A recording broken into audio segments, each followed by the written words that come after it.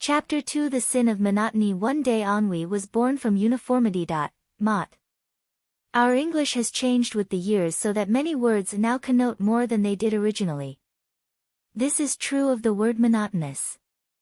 From having but one tone, it has come to mean more broadly, lack of variation. The monotonous speaker not only drones along in the same volume and pitch of tone but uses always the same emphasis, the same speed, the same thoughts, or dispenses with thought altogether.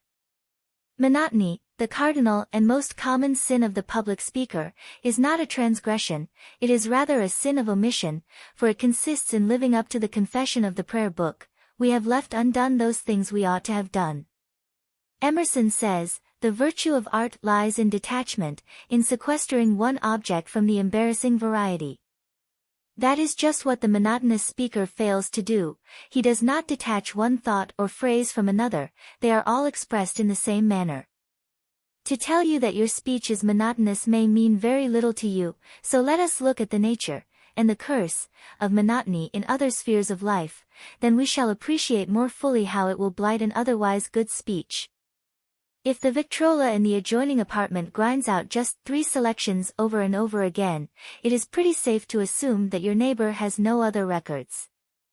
If a speaker uses only a few of his powers, it points very plainly to the fact that the rest of his powers are not developed. Monotony reveals our limitations.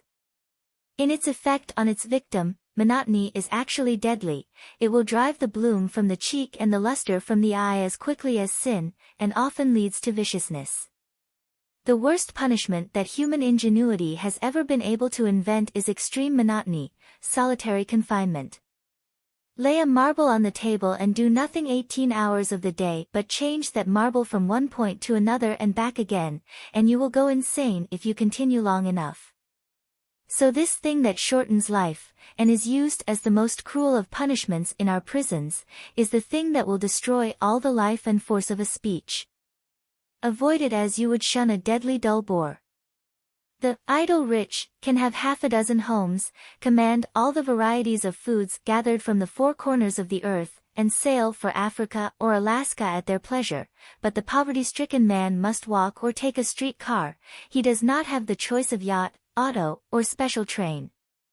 He must spend the most of his life in labor and be content with the staples of the food market. Monotony is poverty, whether in speech or in life. Strive to increase the variety of your speech as the businessman labors to augment his wealth. Bird songs, forest glens, and mountains are not monotonous, it is the long rows of brownstone fronts and the miles of paved streets that are so terribly same. Nature in her wealth gives us endless variety, man with his limitations is often monotonous. Get back to nature in your methods of speech-making. The power of variety lies in its pleasure-giving quality. The great truths of the world have often been couched in fascinating stories, Les Miserables, for instance. If you wish to teach or influence men, you must please them, first or last. Strike the same note on the piano over and over again. This will give you some idea of the displeasing, jarring effect monotony has on the ear. The dictionary defines monotonous as being synonymous with wearisome. That is putting it mildly. It is maddening. The department store prince does not disgust the public by playing only the one tune, "Come Buy My Wares." He gives recitals on a $125,000 organ, and the pleased people naturally slip into a buying mood. How to conquer monotony? We obviate monotony in dress by replenishing our wardrobes. We avoid monotony in speech by multiplying our powers of speech. We multiply our powers of speech by increasing our tools. The carpenter has special implements with which to construct the several parts of a building. The organist has certain keys and stops which he manipulates to produce his harmonies and effects. In like manner the speaker has certain instruments and tools at his command by which he builds his argument, plays on the feelings, and guides the beliefs of his audience. To give you a conception of these instruments, and practical help in learning to use them, are the purposes of the immediately following chapters. Why did not the children of Israel whirl through the desert in limousines, and why did not Noah have moving picture entertainments and talking machines on the ark? The laws that enable us to operate an automobile, produce moving pictures, or music on the Victrola, would have worked just as well then as they do today. It was ignorance of law that for ages deprived humanity of our modern conveniences. Many speakers still use ox-cart methods in their speech instead of employing automobile or overland express methods. They are ignorant of laws that make for efficiency in speaking. Just to the extent that you regard and use the laws that we are about to examine and learn how to use will you have efficiency and force in your speaking, and just to the extent that you disregard them will your speaking be feeble and ineffective. We cannot impress too thoroughly upon you the necessity for a real working mastery of these principles. They are the very foundations of successful speaking.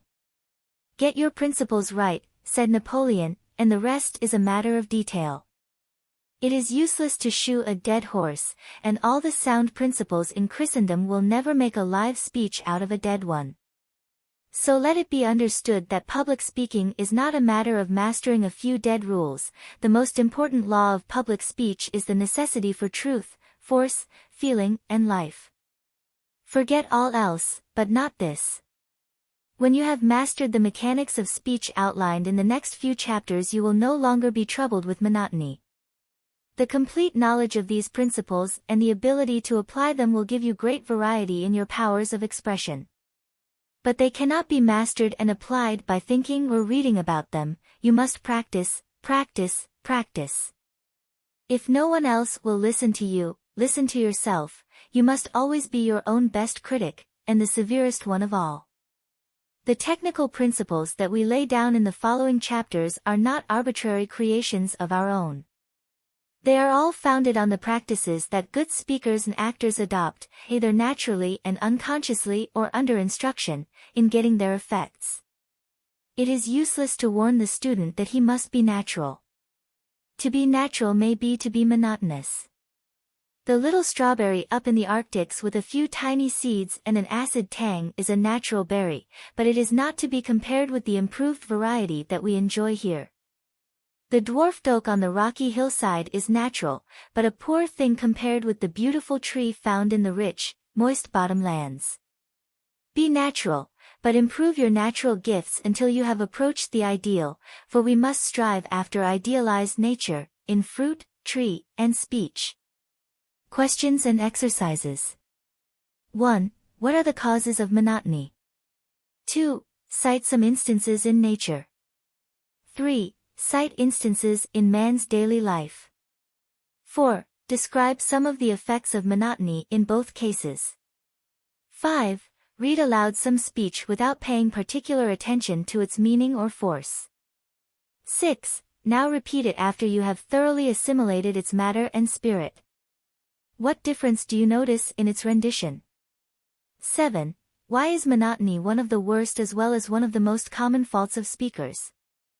Chapter 3 Efficiency through emphasis and subordination. In a word, the principle of emphasis is followed best, not by remembering particular rules, but by being full of a particular feeling. C.S. Baldwin, Writing and Speaking. The gun that scatters too much does not bag the birds. The same principle applies to speech. The speaker that fires his force and emphasis at random into a sentence will not get results.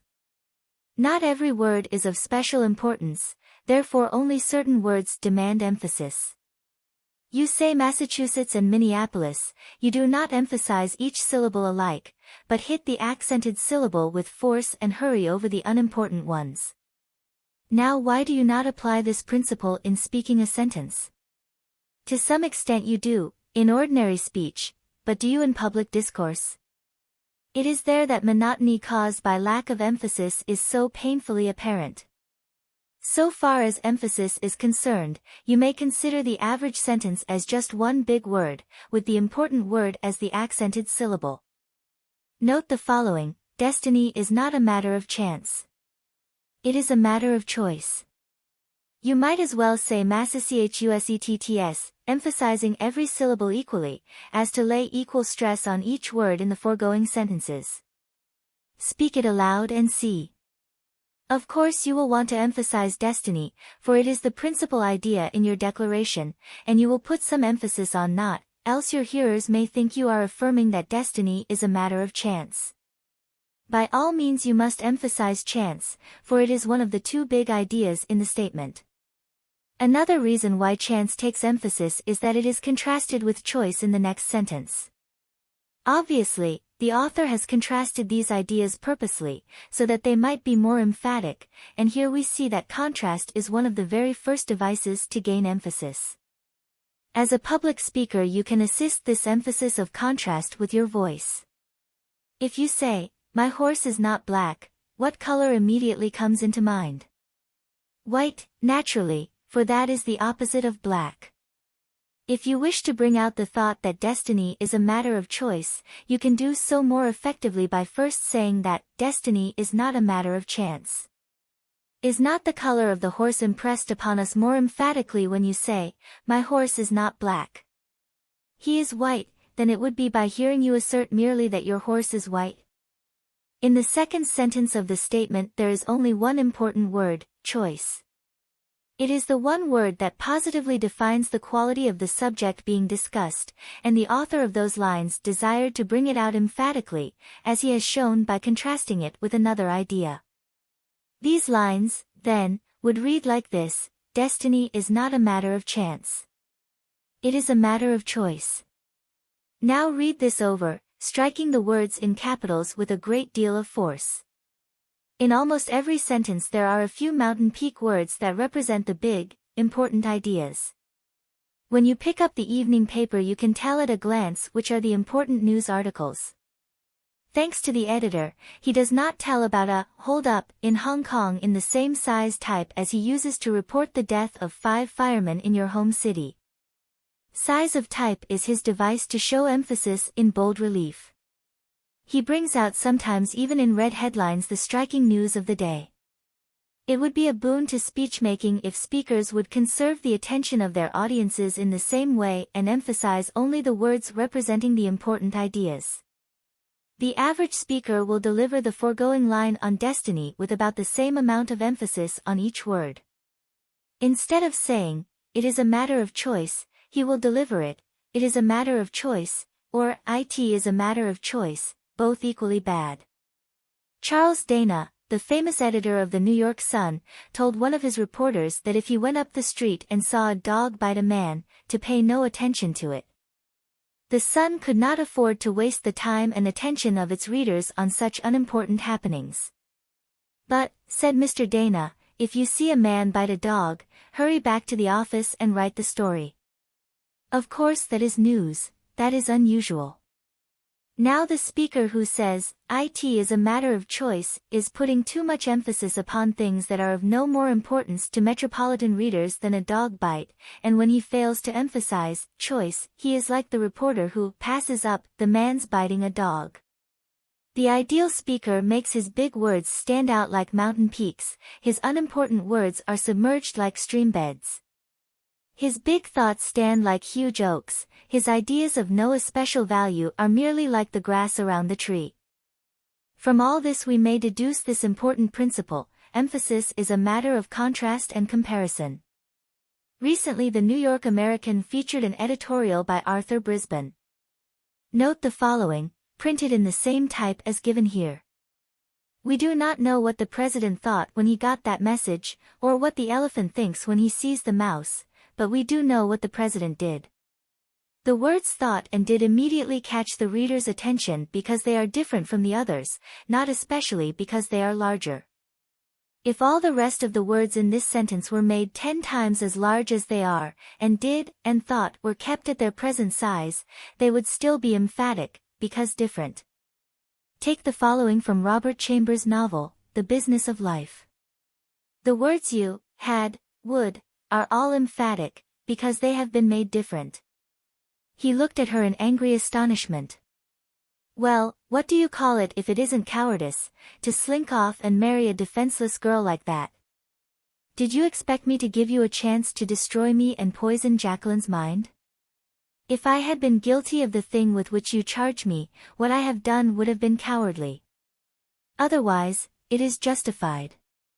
A Fifth Avenue bus would attract attention up at Minnesink Ford, New York, while one of the ox teams that frequently pass there would attract attention on Fifth Avenue.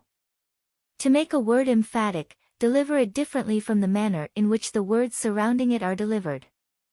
If you have been talking loudly, utter the emphatic word in a concentrated whisper, and you have intense emphasis. If you have been going fast, go very slow on the emphatic word. If you have been talking on a low pitch, jump to a high one on the emphatic word. If you have been talking on a high pitch, take a low one on your emphatic ideas. Read the chapters on inflection, feeling, pause, change of pitch, change of tempo. Each of these will explain in detail how to get emphasis through the use of a certain principle. In this chapter, however, we are considering only one form of emphasis, that of applying force to the important word and subordinating the unimportant words. Do not forget, this is one of the main methods that you must continually employ in getting your effects. Let us not confound loudness with emphasis. To yell is not a sign of earnestness, intelligence, or feeling. The kind of force that we want applied to the emphatic word is not entirely physical. True, the emphatic word may be spoken more loudly, or it may be spoken more softly, but the real quality desired is intensity, earnestness. It must come from within, outward. Last night a speaker said, "The curse of this country is not a lack of education. It's politics." He emphasized curse, lack, education, politics. The other words were hurried over and thus given no comparative importance at all. The word politics was flamed out with great feeling as he slapped his hands together indignantly. His emphasis was both correct and powerful.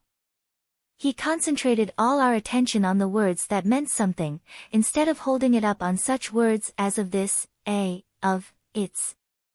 What would you think of a guide who agreed to show New York to a stranger and then took up his time by visiting Chinese laundries and bootblacking parlors on the side streets?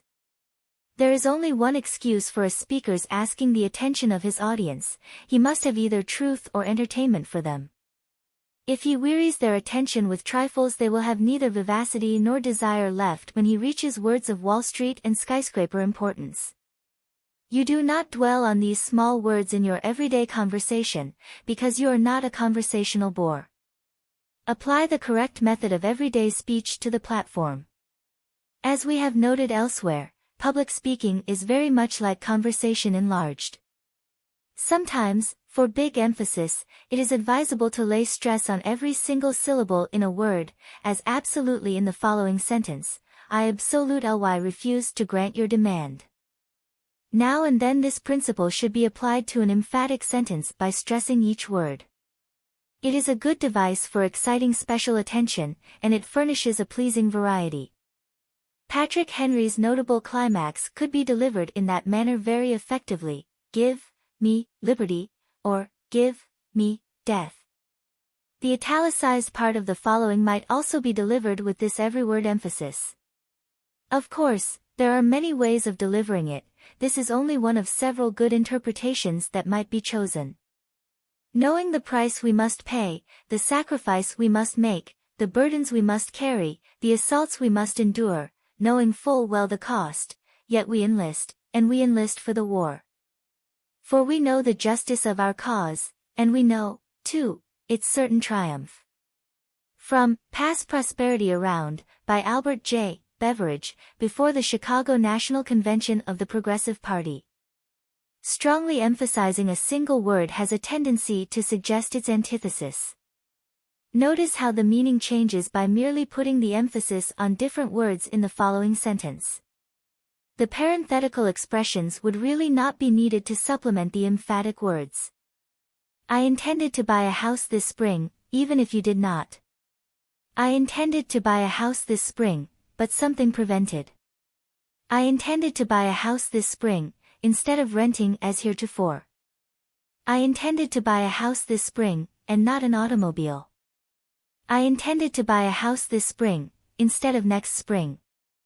I intended to buy a house this spring, instead of in the autumn. When a great battle is reported in the papers, they do not keep emphasizing the same facts over and over again. They try to get new information, or a new slant. The news that takes an important place in the morning edition will be relegated to a small space in the late afternoon edition. We are interested in new ideas and new facts. This principle has a very important bearing in determining your emphasis. Do not emphasize the same idea over and over again unless you desire to lay extra stress on it. Senator Thurston desired to put the maximum amount of emphasis on force in his speech on page 50. Note how force is emphasized repeatedly. As a general rule, however, the new idea, the new slant, whether in a newspaper report of a battle or a speaker's enunciation of his ideas, is emphatic. In the following selection, larger is emphatic, for it is the new idea. All men have eyes, but this man asks for a larger eye. This man with the larger eye says he will discover, not rivers or safety appliances for aeroplanes, but new stars and suns. New stars and suns are hardly as emphatic as the word larger. Why? Because we expect an astronomer to discover heavenly bodies rather than cooking recipes. The words, republic needs, in the next sentence, are emphatic. They introduce a new and important idea. Republics have always needed men, but the author says they need new men. New is emphatic because it introduces a new idea. In like manner, soil, grain, tools, are also emphatic. The most emphatic words are italicized in this selection. Are there any others you would emphasize? Why? The old astronomer said, "Give me a larger eye, and I will discover new stars and suns." That is what the Republic needs today, new men, men who are wise toward the soil, toward the grains, toward the tools.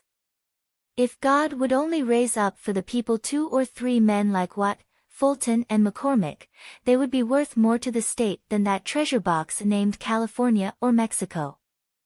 And the real supremacy of man is based upon his capacity for education. Man is unique in the length of his childhood, which means the period of plasticity and education. The childhood of a moth, the distance that stands between the hatching of the robin and its maturity, represent a few hours or a few weeks, but 20 years for growth stands between man's cradle and his citizenship. This protracted childhood makes it possible to hand over to the boy all the accumulated stores achieved by races and civilizations through thousands of years. Anonymous. You must understand that there are no steel-riveted rules of emphasis. It is not always possible to designate which word must, and which must not be emphasized. One speaker will put one interpretation on a speech, another speaker will use different emphasis to bring out a different interpretation. No one can say that one interpretation is right and the other wrong. This principle must be borne in mind in all our marked exercises. Here your own intelligence must guide, and greatly to your profit. Questions and exercises 1. What is emphasis? 2. Describe one method of destroying monotony of thought presentation. 3. What relation does this have to the use of the voice? 4. Which words should be emphasized, which subordinated, in a sentence? 5. Read the selections on pages 50, 51, 52, 53, and 54, devoting special attention to emphasizing the important words or phrases and subordinating the unimportant ones. Read again, changing emphasis slightly. What is the effect? 6. Read some sentence repeatedly, emphasizing a different word each time, and show how the meaning is changed, as is done on page 22. 7. What is the effect of a lack of emphasis? 8. Read the selections on pages 30 and 48, emphasizing every word. What is the effect on the emphasis? 9. When is it permissible to emphasize every single word in a sentence? 10. Note the emphasis and subordination in some conversation or speech you have heard. Were they well made? Why? Can you suggest any improvement? 11. From a newspaper or a magazine, clip a report of an address, or a biographical eulogy. Mark the passage for emphasis and bring it with you to class. 12. In the following passage, would you make any changes in the author's markings for emphasis? Where? Why? Bear in mind that not all words marked require the same degree of emphasis. In a wide variety of emphasis, and in nice shading of the gradations, lie the excellence of emphatic speech. I would call him Napoleon, but Napoleon made his way to empire over broken oaths and through a sea of blood. This man never broke his word. No retaliation was his great motto and the rule of his life, and the last words uttered to his son in France were these: "My boy, you will one day go back to Santo Domingo, forget that France murdered your father." I would call him Cromwell, but Cromwell was only a soldier, and the state he founded went down with him into his grave. I would call him Washington, but the great Virginian held slaves. This man risked his empire rather than permit the slave trade in the humblest village of his dominions. You think me a fanatic tonight, for you read history, not with your eyes, but with your prejudices. But 50 years hence, when truth gets a hearing, the muse of history will put Phocion for the Greek, and Brutus for the Roman, Hampden for England, Lafayette for France, choose Washington as the bright, consummate flower of our earlier civilization, and John Brown the ripe fruit of our noonday, then, dipping her pen in the sunlight, will write in the clear blue, above them all, the name of the soldier, the statesman, the martyr, Toussaint Louverture. Wendell Phillips, Toussaint Louverture. Practice on the following selections for emphasis: Beecher's Abraham Lincoln, page 76, Lincoln's Gettysburg Speech, page 50, Seward's Irrepressible Conflict, page 67, and Bryan's Prince of Peace, page 448. Chapter 4 Efficiency through change of pitch. Speech is simply a modified form of singing, the principal difference being in the fact that in singing the vowel sounds are prolonged and the intervals are short, whereas in speech the words are uttered in what may be called staccato tones, the vowels not being specially prolonged and the intervals between the words being more distinct. The fact that in singing we have a larger range of tones does not properly distinguish it from ordinary speech.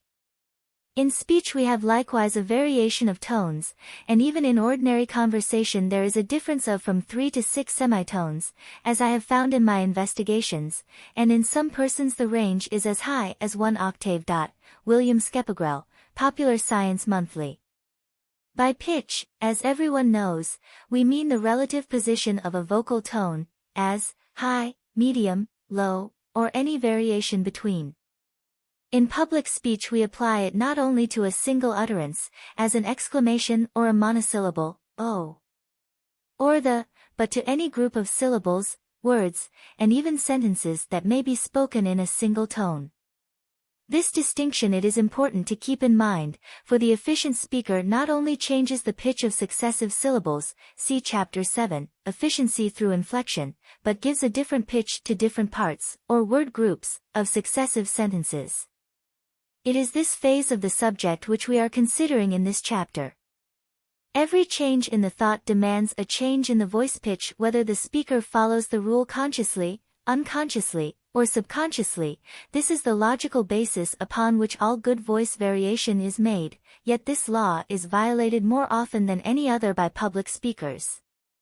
A criminal may disregard a law of the state without detection and punishment, but the speaker who violates this regulation suffers its penalty at once in his loss of effectiveness, while his innocent hearers must endure the monotony, for monotony is not only a sin of the perpetrator, as we have shown, but a plague on the victims as well.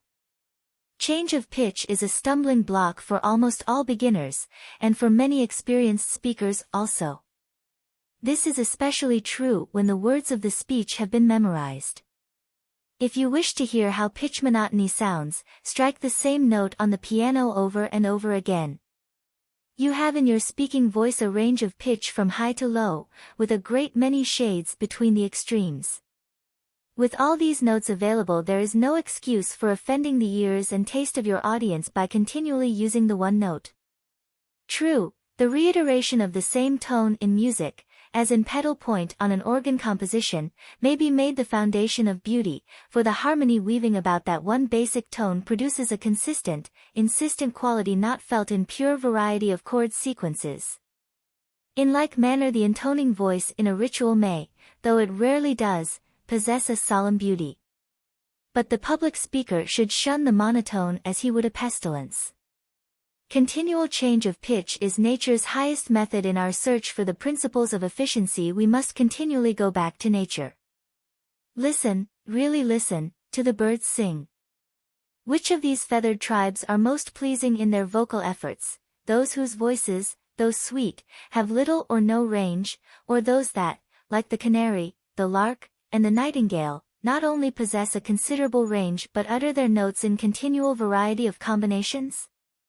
Even a sweet-toned chirp, when reiterated without change, may grow maddening to the enforced listener. The little child seldom speaks in a monotonous pitch. Observe the conversations of little folk that you hear on the street or in the home, and note the continual changes of pitch. The unconscious speech of most adults is likewise full of pleasing variations. Imagine someone speaking the following, and consider if the effect would not be just about as indicated. Remember, we are not now discussing the inflection of single words, but the general pitch in which phrases are spoken. High pitch, I'd like to leave for my vacation tomorrow. Lower, still, I have so much to do. Higher, yet I suppose if I wait until I have time I'll never go. Repeat this, first in the pitches indicated, and then all in the one pitch, as many speakers would. Observe the difference in naturalness of effect. The following exercise should be spoken in a purely conversational tone, with numerous changes of pitch.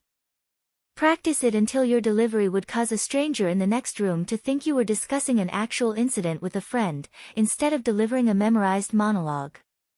If you are in doubt about the effect you have secured, repeat it to a friend and ask him if it sounds like memorized words. If it does, it is wrong. A similar case: Jack, I hear you've gone and done it. Yes, I know, most fellows will, went and tried it once myself, sir, though you see I'm single still. And you met her, did you tell me, down at Newport, last July, and resolved to ask the question at a soirée? So did I. I suppose you left the ballroom, with its music and its light, for they say love's flame is brightest in the darkness of the night. Well, you walked along together, overhead the starlit sky, and I'll bet, old man, confess it, you were frightened. So was I. So you strolled along the terrace, saw the summer moonlight pour all its radiance on the waters, as they rippled on the shore, till at length you gathered courage, when you saw that none was nigh, did you draw her close and tell her that you loved her? So did I. Well, I needn't ask you further, and I'm sure I wish you joy. Think I'll wander down and see you when you're married, my boy. When the honeymoon is over and you're settled down, we'll try, what? The deuce you say. Rejected, you rejected? So was I. Anonymous. The necessity for changing pitch is so self-evident that it should be grasped and applied immediately. However, it requires patient drill to free yourself from monotony of pitch. In natural conversation you think of an idea first, and then find words to express it. In memorized speeches you are liable to speak the words, and then think what they mean, and many speakers seem to trouble very little even about that. Is it any wonder that reversing the process should reverse the result? Get back to nature in your methods of expression. Read the following selection in a nonchalant manner, never pausing to think what the words really mean. Try it again, carefully studying the thought you have assimilated. Believe the idea, desire to express it effectively, and imagine an audience before you. Look them earnestly in the face and repeat this truth. If you follow directions, you will note that you have made many changes of pitch after several readings. It is not work that kills men, it is worry. Work is healthy, you can hardly put more upon a man than he can bear. Worry is rust upon the blade. It is not the revolution that destroys the machinery but the friction that, Henry Ward Beecher. Change of pitch produces emphasis. This is a highly important statement. Variety in pitch maintains the hearer's interest, but one of the surest ways to compel attention, to secure unusual emphasis, is to change the pitch of your voice suddenly and in a marked degree. A great contrast always arouses attention. White shows whiter against black, a cannon roars louder in the Sahara's silence than in the Chicago hurly-burly. These are simple illustrations of the power of contrast. What is Congress going to do next? High pitch, I do not know. Low pitch. By such sudden change of pitch during a sermon, Dr. Newell Dwight Hillis recently achieved great emphasis and suggested the gravity of the question he had raised. The foregoing order of pitch change might be reversed with equally good effect, though with a slight change in seriousness. Either method produces emphasis when used intelligently, that is, with a common-sense appreciation of the sort of emphasis to be attained. In attempting these contrasts of pitch, it is important to avoid unpleasant extremes. Most speakers pitch their voices too high. One of the secrets of Mr. Bryan's eloquence is his low, bell-like voice. Shakespeare said that a soft, gentle, low voice was an excellent thing in woman. It is no less so in man, for a voice need not be blatant to be powerful, and must not be, to be pleasing. In closing, let us emphasize anew the importance of using variety of pitch. You sing up and down the scale, first touching one note and then another above or below it. Do likewise in speaking. Thought and individual taste must generally be your guide as to where to use a low, a moderate, or a high pitch. Questions and exercises 1. Name 2 methods of destroying monotony and gaining force in speaking. 2. Why is a continual change of pitch necessary in speaking? 3. Notice your habitual tones in speaking. Are they too high to be pleasant? 4. Do we express the following thoughts and emotions in a low or a high pitch? Which may be expressed in either high or low pitch. Excitement. Victory. Defeat. Sorrow. Love. Earnestness. Fear. 5. How would you naturally vary the pitch in introducing an explanatory or parenthetical expression like the following? He started, that is, he made preparations to start, on September 3rd. 6. Speak the following lines with as marked variations in pitch as your interpretation of the sense may dictate. Try each line in 2 different ways. Which, in each instance, is the more effective, and why? What have I to gain from you? Nothing. To engage our nation in such a compact would be an infamy. Note, in the foregoing sentence, experiment as to where the change in pitch would better be made. Once the flowers distilled their fragrance here, but now see the devastations of war. He had reckoned without one prime factor, his conscience. 7. Make a diagram of a conversation you have heard, showing where high and low pitches were used. Were these changes in pitch advisable? Why or why not? 8. Read the selections on pages 34, 35, 36, 37 and 38, paying careful attention to the changes in pitch. Reread, substituting low pitch for high, and vice versa.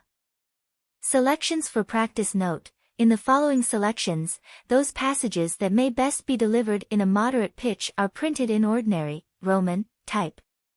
Those which may be rendered in a high pitch, do not make the mistake of raising the voice too high, are printed in italics. Those which might well be spoken in a low pitch are printed in capitals. These arrangements, however, are merely suggestive. We cannot make it strong enough that you must use your own judgment in interpreting a selection. Before doing so, however, it is well to practice these passages as they are marked. Yes, all men labor. Rufus Choate and Daniel Webster labor, say the critics.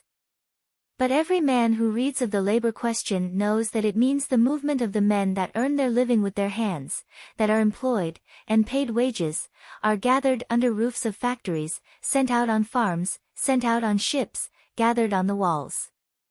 In popular acceptation, the working class means the men that work with their hands, for wages, so many hours a day, employed by great capitalists, that work for everybody else. Why do we move for this class? Why, asks a critic, don't you move for all workingmen? Because, while Daniel Webster gets $40,000 for arguing the Mexican claims, there is no need of anybody's moving for him.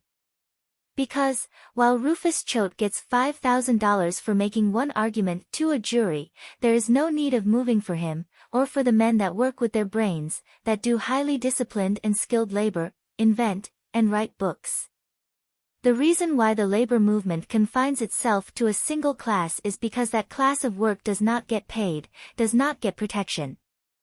Mental labor is adequately paid, and more than adequately protected. It can shift its channels, it can vary according to the supply and demand. If a man fails as a minister, why, he becomes a railway conductor. If that doesn't suit him, he goes west, and becomes governor of a territory. And if he finds himself incapable of either of these positions, he comes home, and gets to be a city editor. He varies his occupation as he pleases, and doesn't need protection. But the great mass, chained to a trade, doomed to be ground up in the mill of supply and demand, that work so many hours a day, and must run in the great ruts of business, they are the men whose inadequate protection, whose unfair share of the general product, claims a movement in their behalf. Wendell Phillips. Knowing the price we must pay, the sacrifice we must make, the burdens we must carry, the assaults we must endure, knowing full well the cost, yet we enlist, and we enlist for the war. For we know the justice of our cause, and we know, too, its certain triumph. Not reluctantly then, but eagerly, not with faint hearts but strong, do we now advance upon the enemies of the people. For the call that comes to us is the call that came to our fathers. As they responded, so shall we. He hath sounded forth a trumpet that shall never call retreat. He is sifting out the hearts of men before his judgment seat. Be swift our souls to answer him, be jubilant our feet, our God is marching on. Albert J. Beveridge. Remember that two sentences, or two parts of the same sentence, which contain changes of thought, cannot possibly be given effectively in the same key. Let us repeat, every big change of thought requires a big change of pitch. What the beginning student will think are big changes of pitch will be monotonously alike. Learn to speak some thoughts in a very high tone, others in a very, very low tone. Develop range. It is almost impossible to use too much of it. Happy am I that this mission has brought my feet at last to press New England's historic soil and my eyes to the knowledge of her beauty and her thrift. Here within touch of Plymouth Rock and Bunker Hill, where Webster thundered and Longfellow sang, Emerson thought and Channing preached, here in the cradle of American letters and almost of American liberty, I hasten to make the obeisance that every American owes New England when first he stands uncovered in her mighty presence. Strange apparition.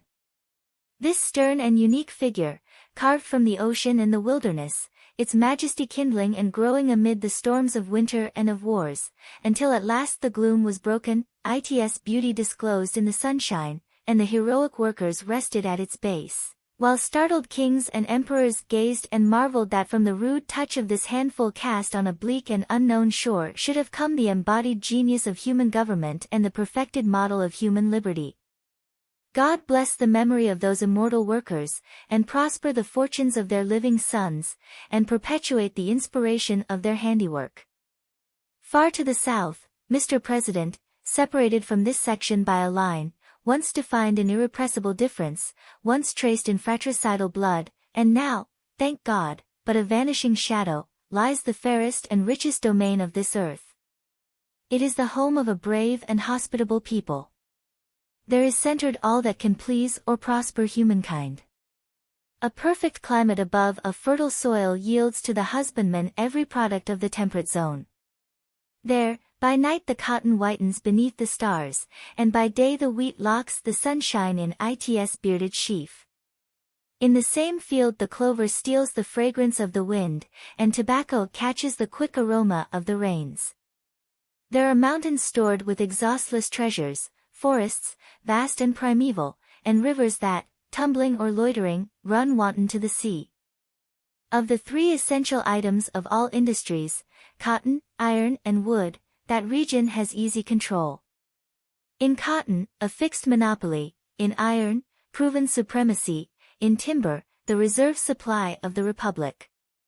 From this assured and permanent advantage, against which artificial conditions cannot much longer prevail, has grown an amazing system of industries.